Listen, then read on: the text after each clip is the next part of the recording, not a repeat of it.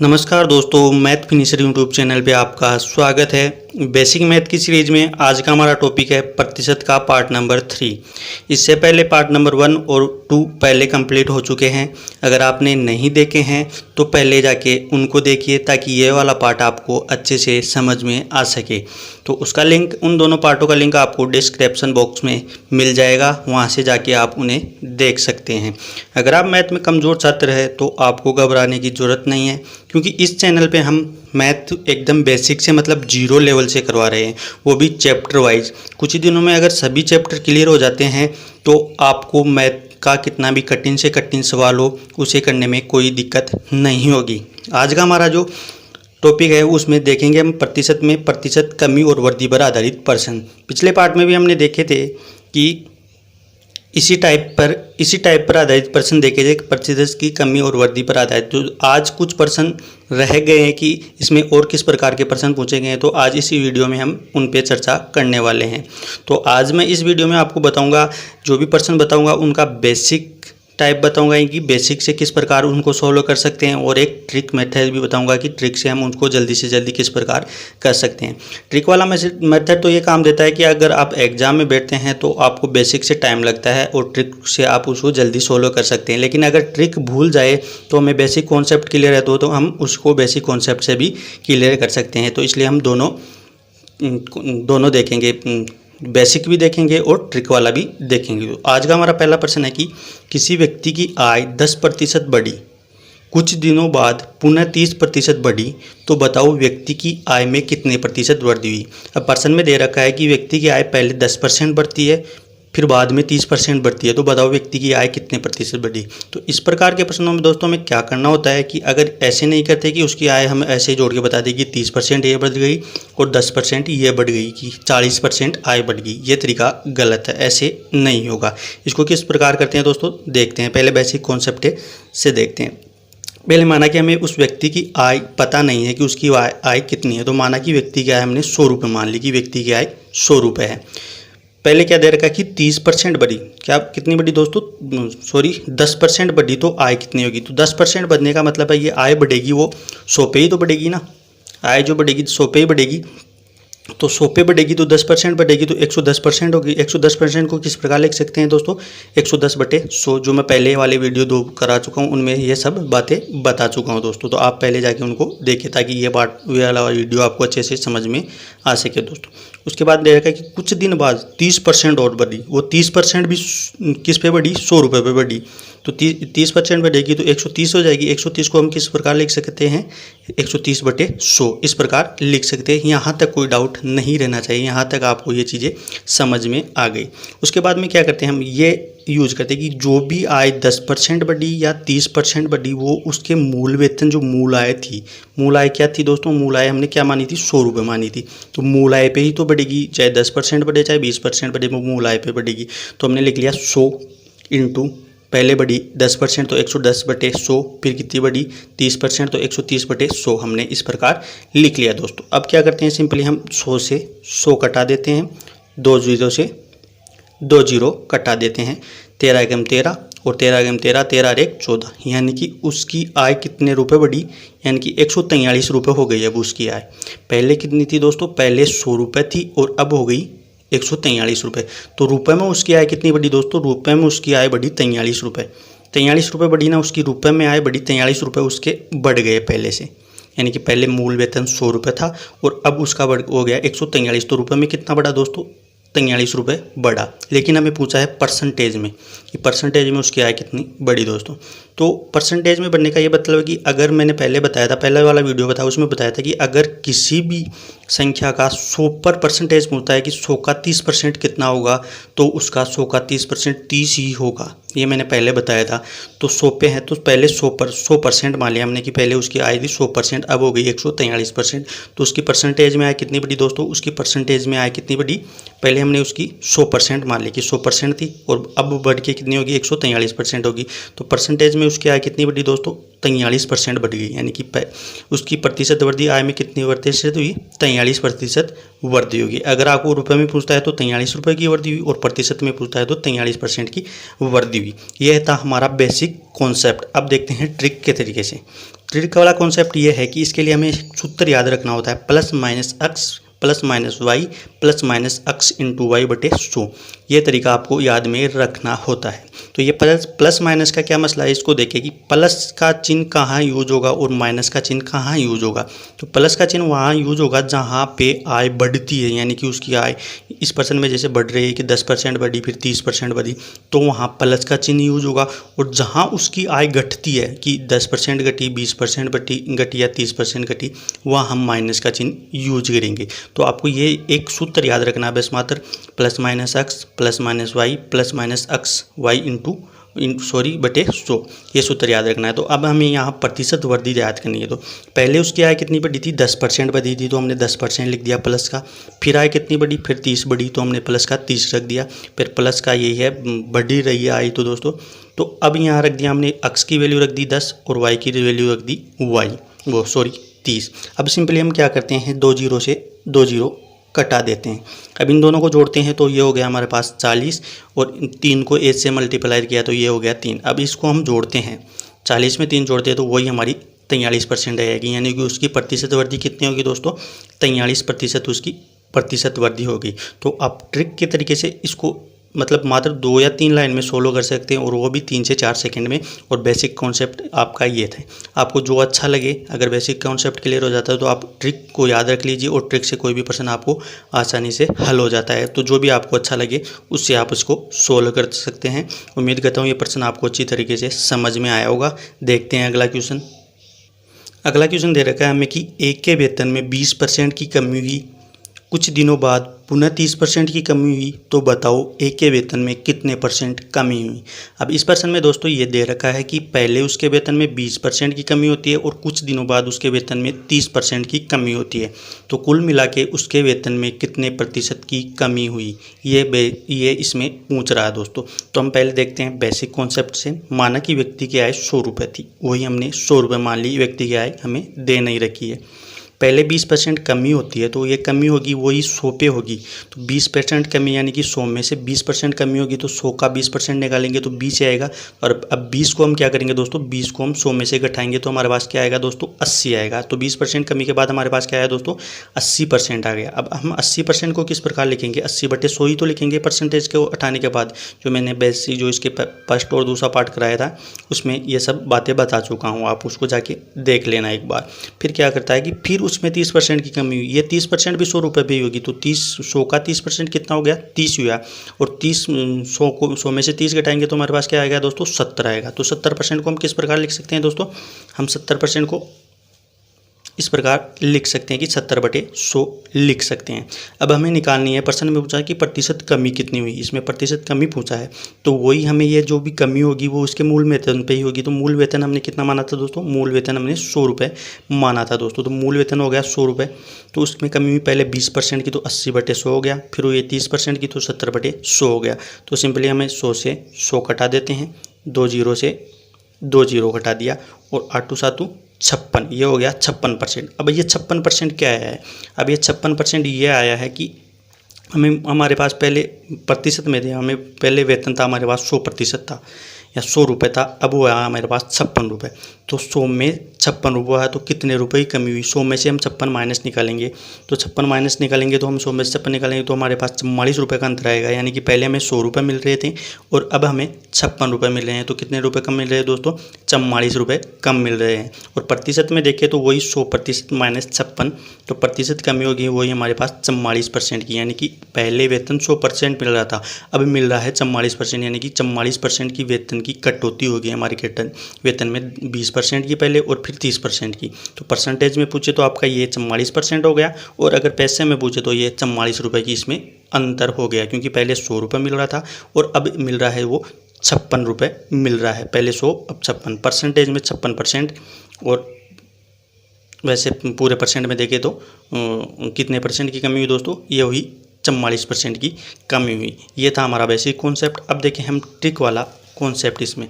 तो वही हमारा ट्रिक का वही सूत्र है, plus minus x plus minus y plus minus x y upon 100।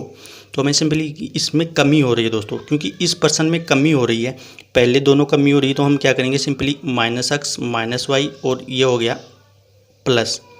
Plus क्यों आया अब यहाँ पे, क्योंकि हमने देखा कि यहाँ एक्स भी माइनस का है इंटू वाई भी माइनस का है। तो हम क्या करते हैं कि माइनस इंटू माइनस करते हैं तो हमारा आता है प्लस।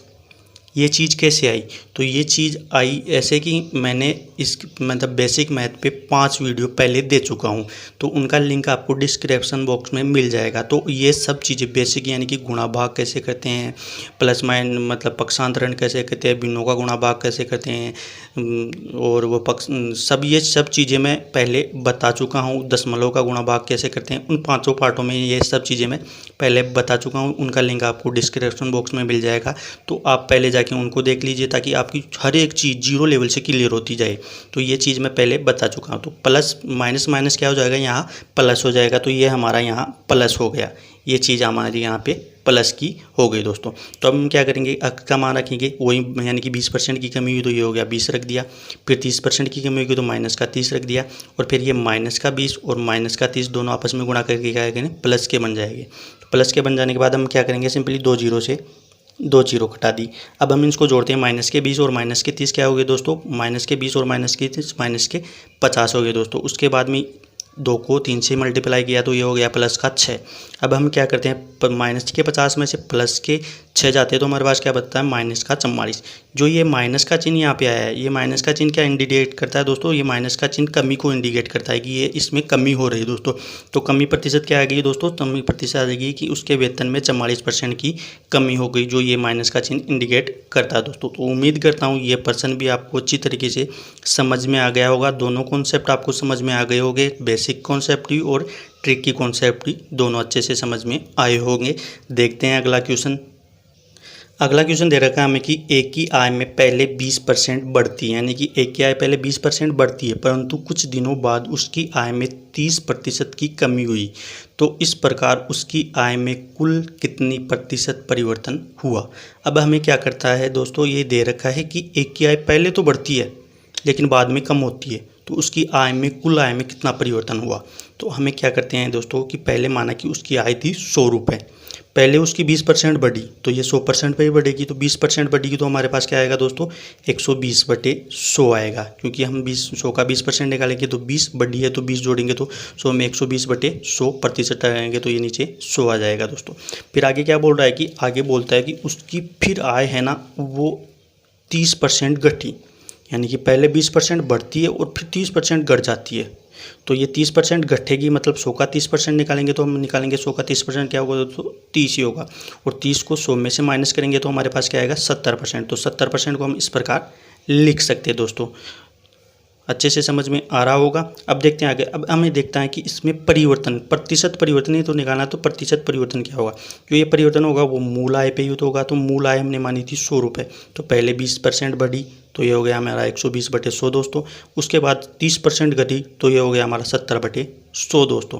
तो अब हम क्या करते हैं, इसको 100 से 100 कटा देते हैं, 2 जीरो से 2 जीरो कटा देते हैं, 12 सत्ते 84। तो इसमें क्या हुआ, 84% का अंतर हुआ, 84% का अंतर हुआ। तो अब हमें पूछे कि इसमें कितना परसेंट परिवर्तन हुआ। तो परिवर्तन हुआ तो पहले देखते हैं कि ये परिवर्तन हुआ वो 100% पे हुआ। तो 100 में से 84 गए तो हमारे पास आया, यानी कि रुपये में उसके परिवर्तन हुआ 16 रुपये का, यानी कि 16 रुपये उसको अब कम मिलेंगे, क्योंकि पहले बढ़ रहा है और फिर घट रहा है, क्योंकि बढ़ कम रहा है और घट ज़्यादा रहा है, क्योंकि 20% बढ़ रहा है और 30% घट रहा है, तो उसको पहले की अपेक्षा अब दोस्तों 16 रुपये कम मिलेंगे। अब हम इसको परसेंटेज में देखें तो परसेंटेज में 16 रुपये कम मिलेंगे, तो उसमें कमी तो होगी, वृद्धि तो होगी नहीं। तो इसमें 16 रुपये कम रहे हैं तो हमें प्रतिशत कमी क्या होगी दोस्तों, 16 रुपये इसमें प्रतिशत कमी होगी, यानी कि उस व्यक्ति को पहले की अपेक्षा 16% वेतन कम मिलेगा प्रतिशत में, और रुपए में पूछे तो उसको 16 रुपये कम मिलेंगे दोस्तों। तो उम्मीद करता हूँ ये तरीका बेसिक कॉन्सेप्ट वाला आपको समझ में आ गया होगा, क्योंकि एक ही पर्सन में बढ़ी हुई है, बढ़ भी रही है और एक ही पर्सन में घट भी रही है। तो सिंपली आपको दोनों इस मेथड आपको इसमें यूज करने हैं। जो हमने पहला और दूसरा प्रश्न किया था उनका दोनों हमें पहले आय को बढ़ाना है और फिर घटाना है। और ये हमारी आय घटी हुई है, यानी कि 100 मिल रहा था अब 84 मिल रहा है, तो हमारी आय घटी हुई है, यानी कि 16 रुपये कम मिल रहे हैं। और परसेंटेज में देखें तो 16% हो गया दोस्तों। ये था हमारा बेसिक कॉन्सेप्ट। अब देखते हैं ट्रिक वाला कॉन्सेप्ट। तो ट्रिक वाले कॉन्सेप्ट में देखिए कि ट्रिक में वही सूत्र plus minus x plus minus y plus minus x y upon 100। तो हमें क्या देखते हैं कि पहले हमें जो पहली आय वो 20% बढ़ी थी, तो हमने प्लस का 20 रख दिया। फिर वाई का मान रखा हमने 30%, तो 30% घटी थी तो हमने माइनस का 30 रख दिया दोस्तों। अब प्लस फिर एक्स का मान वही हमें क्या रख दिया 20, जो बढ़ी थी तो प्लस का आएगा, और फिर 30 घटी थी तो ये चीज़ हमें माइनस की आएगी दोस्तों। बटे में 100 आ गया दोस्तों। उसके बाद में क्या करते हैं, हम प्लस के 20 में माइनस के 30 को जोड़ते हैं, या माइनस के 30 में प्लस का 30 घटाते हैं तो माइनस का 10 ही आएगा। अब हम क्या करते हैं, जैसे कि प्लस को माइनस से गुणा करते हैं, प्लस को गुणा करते हैं माइनस, तो हमारा माइनस ही आता है। जो आपको बेसिक कॉन्सेप्ट के जो 5 वीडियो थे उसमें जाके ये चीज़ें सब पता चल जाएगी, आप उनको देख लेना। तो ये प्लस और माइनस को गुणा करते हैं तो हमारा पास माइनस ही आता है। तो सिंपली हम क्या करते हैं, इन 2 जीरो से 2 जीरो कटा देते हैं, और ये 3 को 2 से मल्टीप्लाई किया तो ये हो गया माइनस का 6। तो हमारे पास क्या आया दोस्तों, ये आ गया प्लस का 10 माइनस का 10 और माइनस का 6। इसको ऐड किया तो ये हो गया माइनस का 16। यानी कि माइनस का 16 मैंने बताया था कि माइनस चिन्ह वो कमी को प्रदर्शित करता है। तो कमी हुई, इसमें प्रतिशत कमी कितने रुपए की, कितनी परसेंट की हुई, 16% की उसके वेतन में कमी हुई दोस्तों। तो उम्मीद करता हूँ कि ये बेसिक कॉन्सेप्ट और ट्रिक वाला कॉन्सेप्ट दोनों आपको इस प्रश्न में अच्छी तरीके से समझ में आ गया होगा। कोई भी आपको दिक्कत नहीं रही होगी। अगर फिर भी कोई दिक्कत रहती है तो आप कमेंट सेक्शन में कमेंट करके बता दीजिए, या फिर वीडियो को पॉज करके बैक करिए या फिर से देखिए, आपको अच्छे से समझ में आ जाएगी दोस्तों। तो देखते हैं अगला क्वेश्चन। अगला क्वेश्चन हमारा दे रखा है कि एक व्यक्ति को चीनी खरीदते समय 10% का नुकसान होता है जब व्यक्ति उस चीनी को दूसरे को बेचता है। जो व्यक्ति चीनी को खरीद के लाया था वो जब उस चीनी को दूसरे को बेचता है तो फिर उसे 10% का नुकसान होता है, तो उससे कितना प्रतिशत हानि हुई। यानी कि वो खरीदते समय भी 10% का नुकसान खाता है और बेचते समय भी 10% का नुकसान खाता है, तो उसमें कितने प्रतिशत की कमी यानी कि हानि खाई या नुकसान हुआ। तो हम पहले बेसिक कॉन्सेप्ट से देखते हैं। माना व्यक्ति को 10% की हानि होती है, तो ये हानि आपको पता है 100 पे ही होगी। तो 100 पे होगी तो ये हो गया 100 में, यानी कि 100 का 10% निकालेंगे तो 10, और 100 में से 10 माइनस करेंगे तो 90, तो ये 90% हो गया। अब 90% को हम किस प्रकार लिख सकते हैं दोस्तों, 90% को 90/100 रख सकते हैं दोस्तों। फिर क्या करेंगे दोस्तों, फिर हमें ये करना है कि फिर क्या करता है कि फिर वो जब वो उस चीनी को बेचता है तो फिर 10% की हानि होती है, तो वही 100 का 10% निकालेंगे तो 10, और 100 में से 10 माइनस करेंगे तो 90। तो ये हो गया हमारा दूसरा पॉइंट क्लियर, यानी कि दोनों बार उसे हानि होती है। अब पूरे सौदे में कितनी हानि हुई वो देखते हैं। पूरे सौदे में हानि कितनी वो हमें देखनी है दोस्तों। तो पूरे सौदे में ये जो हानि होगी वो मूल वेतन है, यानी कि मूल रुपए है 100, उस पर ही तो होगी। तो 100 इंटू पहले 10% की हानि खरीदते समय और 10% की हानि बेचते समय। तो हमने सिंपली इसको हल किया, 2 जीरो से 2 जीरो, यानी 100 से 100 कट गया, 2 जीरो से 2 जीरो, और 9 को 9 से मल्टीप्लाई किया तो ये हो गया 81। तो अब हम इसको रुपए में अंतर देखें।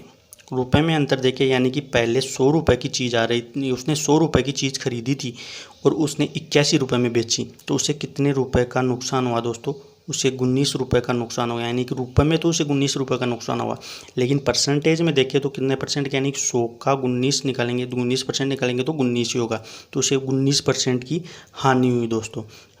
पैसे में पूछे तो आपको ये हो गया 19 रुपये की, और परसेंटेज में पूछे तो आपका हो गया ये 19% की हानि होगी दोस्तों। ये था हमारा बेसिक कॉन्सेप्ट। अब देखिए इसका ट्रिक वाला कॉन्सेप्ट, तो वही ट्रिक हमारी ये है। ट्रिक क्या है दोस्तों, ट्रिक है सूत्र वही plus minus x plus minus y plus minus x y upon 100। तो सिंपली हमें पहले भी एक्स की वैल्यू क्या रखते हैं, माइनस, यानी कि कमी हो रही है तो माइनस का 10, वाई में भी कमी हो रही है तो माइनस का 10, फिर प्लस एक्स का मान वही माइनस का 10, वाई का मान वही माइनस का 10/100। अब क्या करते हैं, इन दोनों को जोड़ा, माइनस का 10 और माइनस का 10 माइनस का 20।